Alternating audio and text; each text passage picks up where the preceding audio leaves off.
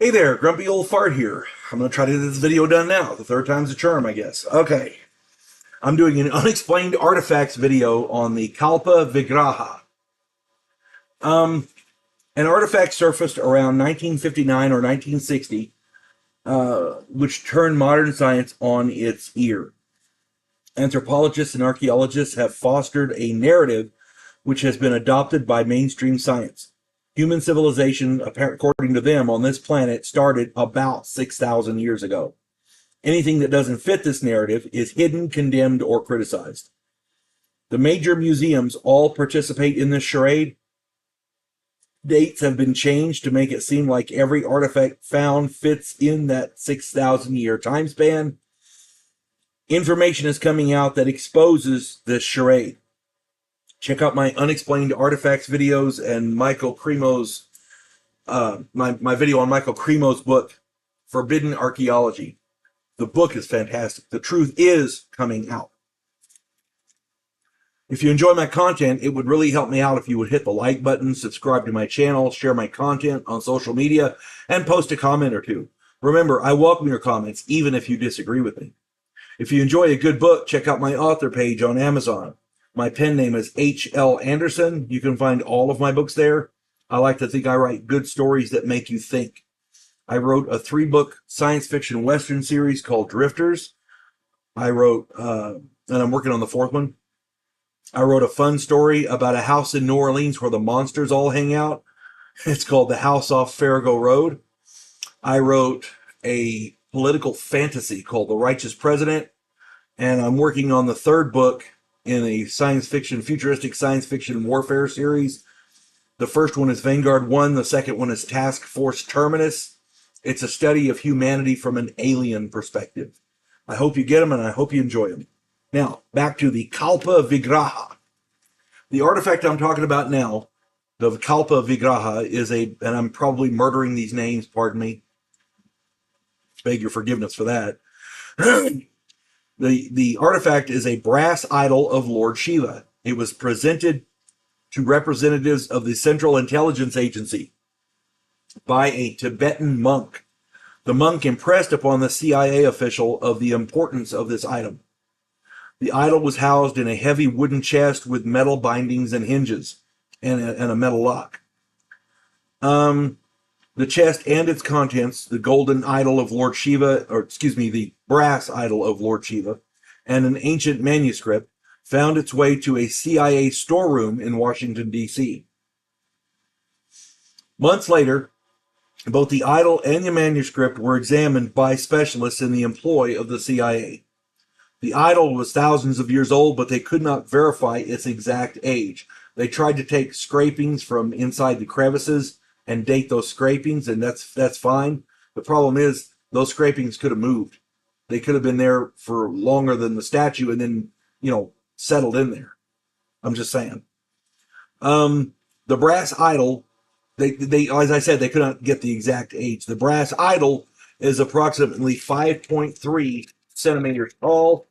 It depicts Lord Shiva sitting or resting on one knee.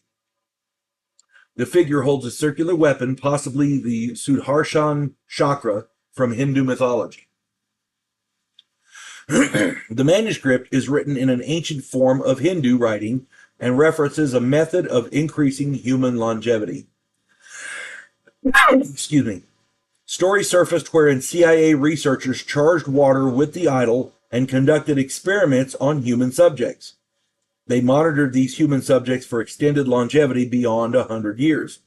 Now, given our government's propensity for human experimentation, I'd buy that. That makes sense to me. The U.S. government is not afraid of human experimentation. Check out my Conspiracies Proven video about the Tuskegee experiments. Those things, that was just sick. Curious about the age of the object, CIA officials conducted radiocarbon tests on the wood in the box that it came in. The chest was dated to approximately 26,450 BC. That's 28,450 years old today. This box, and likely the idol itself, is the oldest Hindu object ever found. The pyramids of Egypt are only 4,600 years old. The pyramids of Peru are 4,700 years old. Stonehenge is about 5,000 years old. Spoken Sanskrit is far older than written Sanskrit. Spoken Sanskrit is roughly 7,000 years old. Cuneiform is only 5,400 years old. The Sumerian civilization is only 8,000 years old. Göbekli Tepe, and I did a video on that, is 11,500 years old. The oldest city in the world, Jericho, is 11,600 years old. The Kalpa Vigraha is far older than any of these. It's also significantly older than the legendary Hindu Kurukshetra war described in the Mahabharata. Yeah. Somehow the Kalpa Vigraha went missing. The manuscript was recovered from a microbiologist who had analyzed the charged water, but the idol's whereabouts remain unknown. After the manuscript was recovered, a series of no less than 4 mysterious deaths of microbiologists linked to the Kalpa Vigraha were confirmed. People died. Yeah. Were those deaths accidents, murders, or the result of some curse? Who knows? I myself find it odd that a manuscript dealing with the lengthening human life would be found in a box alongside an idol of Shiva the Destroyer. That would, in my opinion, be like going to Jeffrey Dahmer or Jack the Ripper for medical help. It just doesn't fit. Recently, the CIA circulated pictures of the Kalpa Vigraha worldwide and offered a huge cash reward for its recovery. To the best of my knowledge, my research suggests that the brass idol is still missing. Now, while the tale of the brass idol and the manuscript are both intriguing, I'd like to return your attention to the box. The box was 28,450 years old. Say the manuscript and the idol were in a Tibetan temple somewhere and they decided to give them to the CIA. Cool. They found some old box to put them in for transport. That box itself rewrites human history. Almost 26,500 years before Christ walked the earth, someone forged the corner bindings and the latch for this box and fashioned a container that stood the test of time. The box did not wither away or rot, nor was it petrified. Someone built a heck of a sturdy box in an era where humans were just learning to twist rope. They were just learning to bake clay figurines. Ancient Europeans had just invented saws, and smelting copper was 20,000 years in the future. This box is an out-of-place artifact, an oop-art, if you will. Regardless of the idol or the manuscript, this box rewrites history. I'm not knocking the radiocarbon dating of the items. What I'm saying is that the history we're being taught is just wrong. Michael Cremo wrote the book Forbidden Archaeology, and the more I learn, the more I'm starting to agree with Dr. Cremo. I think he's right. We're being lied to, people. Our ancestors were far more advanced, far earlier than the mainstream science wants us to believe. Now, the question becomes, why are we being lied to?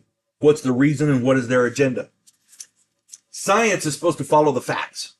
When science hides facts so that, their narrative can be pushed, that's not following the facts. That's a cover-up. That's not science. That's a cover-up. Now the question becomes, what are they covering up? There's all kinds of conspiracy theories out there, aliens or God knows what else. But there's a ton of different conspiracy theories about who's really running the world and this and that. Maybe this is tied in with that. I honestly don't know. But the fact that we don't know, the fact that we do know, scientists are hiding facts rather than putting it out there and saying, okay, now let's find out what this is. Okay, scientists are supposed to discover facts and figure out all the nuances of them. Instead, they're hiding objects. They're hiding facts. That's not science. That's a cover-up. Now the question we got to ask is, what are they covering up?